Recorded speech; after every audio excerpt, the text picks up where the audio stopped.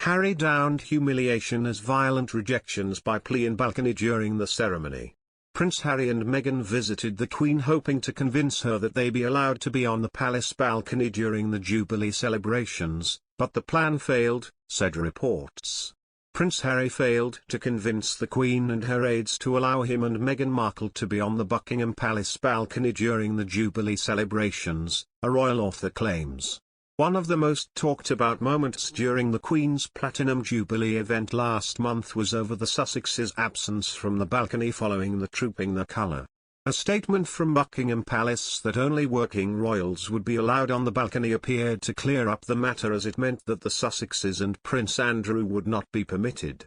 With Harry and Meghan having moved to the United States and stepped back from royal life, it meant they were now private citizens.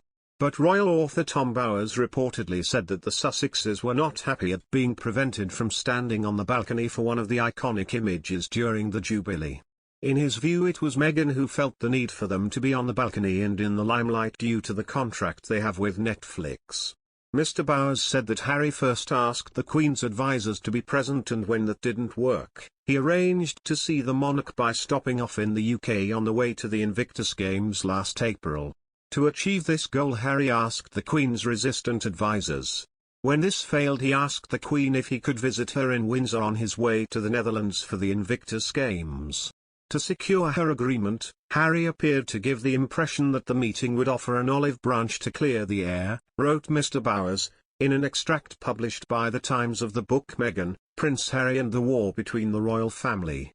At the last moment, keen to see her grandson and instinctively forgiving of Meghan, the Queen agreed to meet the couple on April 14. William avoided the problem with a previous arrangement to ski with his family in France. The antagonistic approach that the Sussexes have taken towards the royals since moving to the US meant that this meeting was fairly cold.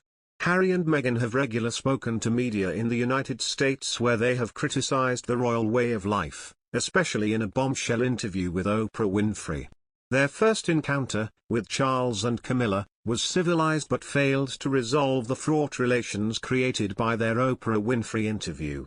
By contrast, there was no tension drinking tea with the Queen. Yet the issue of their appearance on the balcony remained unresolved, said Mr. Bowers. The Duke and Duchess of Sussex returned to the royal fold for the Queen's Jubilee celebrations, but their relegated seats were a telling sign of their change in status.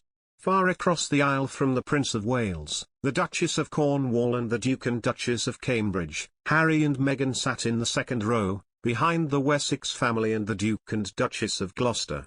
Working royals filled the front row chairs, meaning there was no place there for Harry and Meghan in the prime positions. They no longer used their HRH styles, and the event was their first public appearance alongside the Windsors since they stepped down as senior royals 2 years ago amid the Megxit storm. They did, however, make a solo procession, holding each other's hand, down the nave of St. Paul's Cathedral, after the rest of the mass of more than 40 royals and before future King Charles and the Cambridges. They were personally escorted by Lieutenant Colonel Sir Alexander Matheson of Matheson, the Queen's senior gentleman usher. With little happening at grand choreographed royal occasions by chance, it appeared to be a recognition of Harry's place as sixth in line and a former spare to the heir and of the way things used to be. Meghan, in an elegant Dior trench coat and matching hat, smiled as she walked through the church, while Harry bit his lip at times, while also nodding greetings to members of the congregation.